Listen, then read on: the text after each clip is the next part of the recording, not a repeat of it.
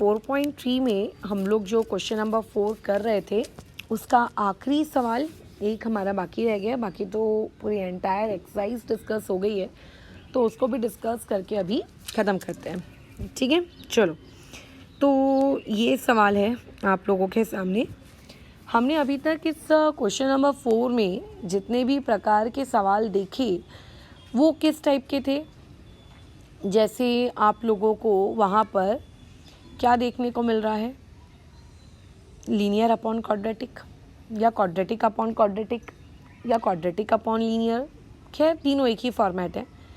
उसमें भी हमने जब लास्ट टाइम उस क्वेश्चन को डिस्कस किया था तो 2 टाइप्स देखने को मिले थे, मतलब पहला सवाल अलग तरीके से हुआ था और दूसरा वाला सवाल थोड़े अलग तरीके से हुआ था, राइट। ओके, दूसरी कैटेगरी जो हम लोगों ने यहाँ डिस्कस की थी वो थी अंडर रूट वाली। तीसरी कैटेगरी जो हमने यहाँ डिस्कस की थी वो ये थी कि अगर पावर में स्क्वायर हो या फिर पावर में अगर क्यूब हो, है ना, और न्यूमरेटर डिनोमिनेटर सेम नंबर्स दिख रहे हैं, सिर्फ प्लस माइनस का डिफरेंस है, तो उस टाइप के क्वेश्चंस को किस तरीके से करना है। डन। अब हम लोग आज डील कर रहे हैं ये चौथे सवाल में, जिसमें आपको न्यूमरेटर में तो ब्रैकेट्स की पावर दिख रही है बट डिनोमिनेटर में नहीं दिख रही। डिनोमिनेटर एक सादी सी क्वाड्रेटिक इक्वेशन है। आपने इस पर्टिकुलर एक्सरसाइज का जो क्वेश्चन नंबर 4 है वहाँ पे स्क्वायर वाली पावर, वहाँ पे क्यूब वाली पावर, इन दोनों पावर के सवाल किए हैं, जहाँ पे न्यूमरेटर में भी पावर होती है, जहाँ पे डिनोमिनेटर में भी पावर होती है।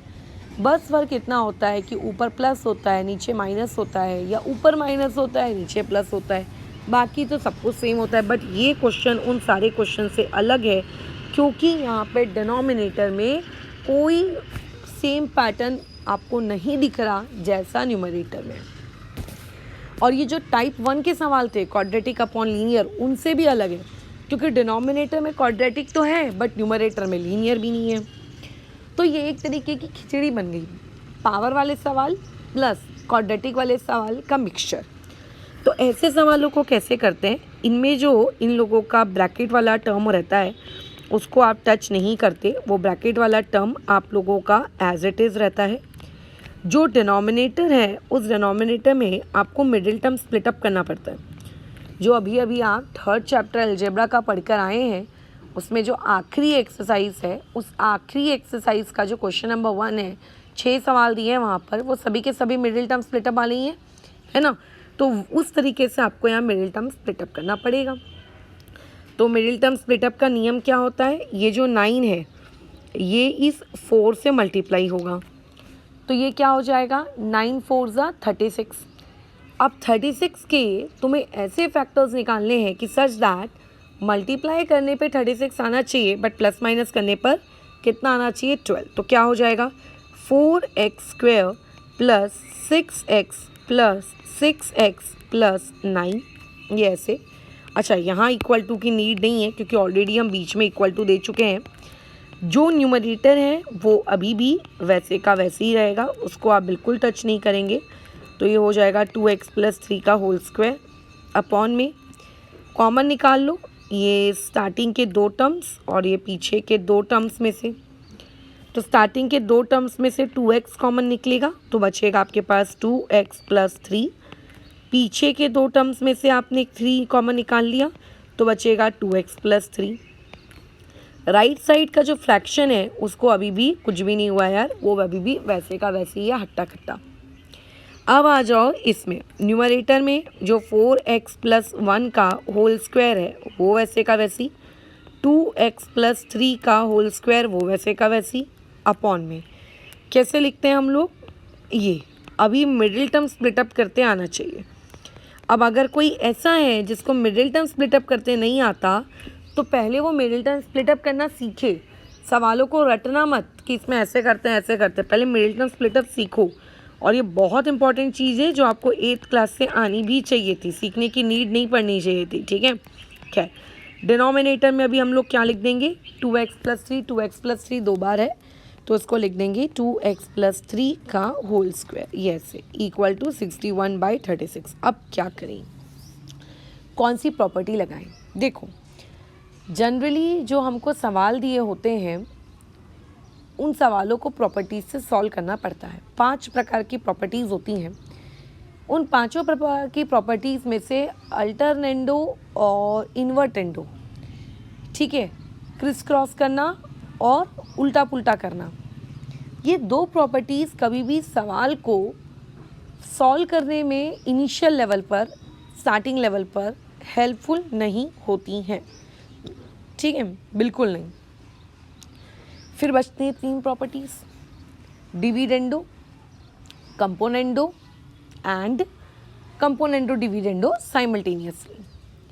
तो मैक्सिमम बच्चों का दिमाग चलता है कि चलो कंपोनेंडो डिविडेंडो साइमल्टेनियसली लगा दो, बट मैंने ये चीज़ आपको कितनी बार बताई है कि कंपोनेंडो डिविडेंडो साइमल्टेनियसली तभी लगती है जब आपके न्यूमरेटर और आपके डिनोमिनेटर में आपको सेम टू सेम टर्म्स दिख रहे हैं, मतलब जो न्यूमरेटर में लिखा है वही सेम टू सेम डिनोमिनेटर में लिखा है, थोड़ा सा भी कम नहीं होना चाहिए और थोड़ा सा भी ज़्यादा नहीं होना चाहिए, और फ़र्क सिर्फ वहाँ पे प्लस माइनस का पड़ रहा हो, साइन का फ़र्क पड़ रहा हो, तो कहा जाता है कि अच्छा ठीक है, यहाँ पे कंपोनेंडो डिविडेंडो प्रॉपर्टी हम लगाएंगे।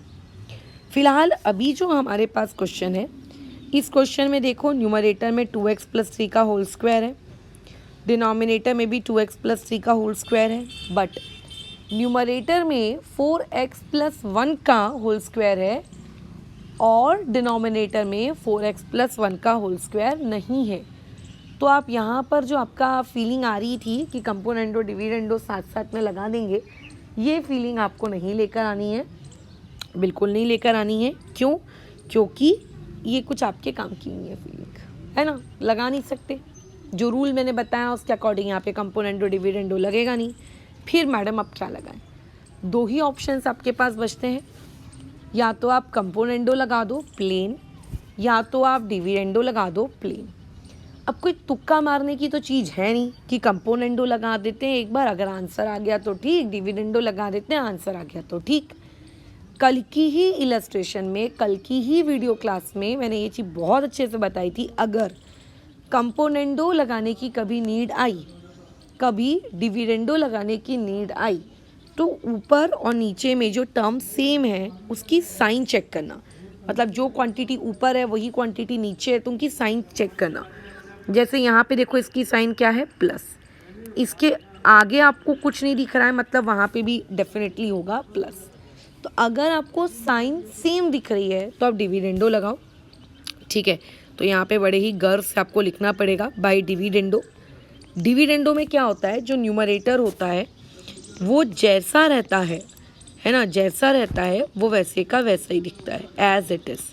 फिर डिविडेंडो में माइनस साइन आता है न्यूमरेटर लिखने के बाद, और फिर हम नीचे के डिनोमिनेटर को लिखते हैं, है ना, ये इस तरीके से, ये ऐसे, और अपॉन में आप लोगों का जो डिनोमिनेटर है उसको भी वैसे का वैसे। सेम यही चीज़ आपको राइट साइड के फ्रैक्शन में भी करनी होगी।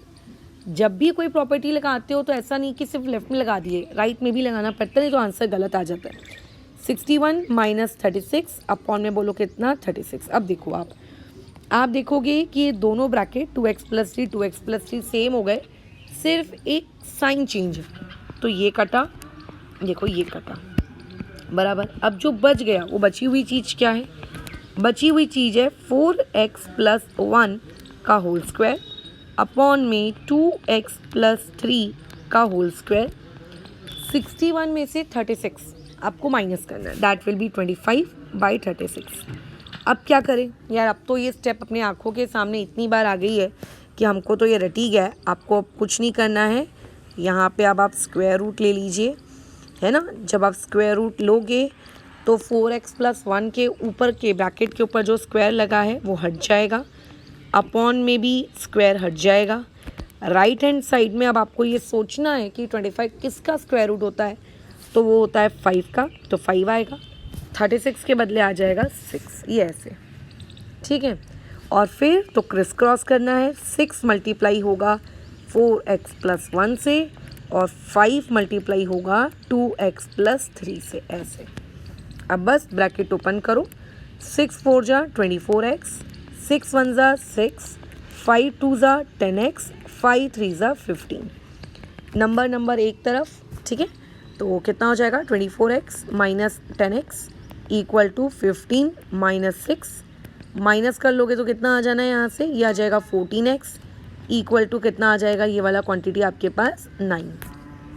सो x की वैल्यू अगर यहाँ से निकली दैट विल बी 9/14। तो लास्ट टाइम बस लिख देना कि therefore the value of x is 9/14। Done, ख़त्म। ये है आप लोगों का सवाल। ठीक है, तो जब आपको ऊपर भी ब्रैकेट दिख रहा है, जब आपको नीचे भी ब्रैकेट नहीं दिख रहा है सेम टू सेम, उसके बदले क्वाड्रेटिक दिख रही है, तो नीचे की क्वाड्रेटिक को स्प्लिट करो। ठीक है, जब आप नीचे की क्वाड्रेटिक को स्प्लिट करोगे तो स्प्लिट करके फिर आपको डिसाइड करना होगा कि कौन सी मैं प्रॉपर्टी लगाऊं। खैर, हम लोगों ने इस सवाल को यहाँ डिस्कस कर लिया है, तो यहाँ पे हम लोगों की ये एक्सरसाइज फ़िलहाल ओवर होती है। ठीक है, इसके आगे अब हम लोग नेक्स्ट क्लास में न्यू एक्सरसाइज में मूव करेंगे। ठीक है, फ़िलहाल इस डिस्कशन को यहाँ रोकते हैं।